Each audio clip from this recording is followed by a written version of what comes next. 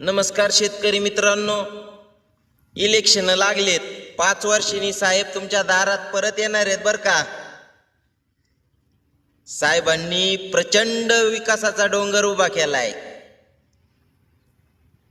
काय विकास केलाय बघायचा का तुम्हाला? साहेबांची आधी जुनी गाडी होती, साहेबांनी नवीन फॉर्च्युनर काढली. साहेबांचं आधी पत्र्याचं घर होतं, आता त्यांनी एकरात बंगला बांधलाय. साहेबांचं तुमच्यावर एवढं प्रेम आहे, ते परत 5 वर्षांनी आपल्या दारात येणार आहेत. येतानी काय मोकळे आलेले नाहीत बर का. एका मताचे 1000 रुपये आणि 10 किलो राशन घेऊन आलेत. तुम्हाला 5 वर्ष कशाचीच अडचण आली नाही पाहिजे. मग तुम्ही काय करायचं? त्यांनी जे 1000 दिलेत ना, त्याच्यातले उरले सुरले पैसे सुद्धा तुम्ही साहेबाच्या प्रचारात खर्च करायचे.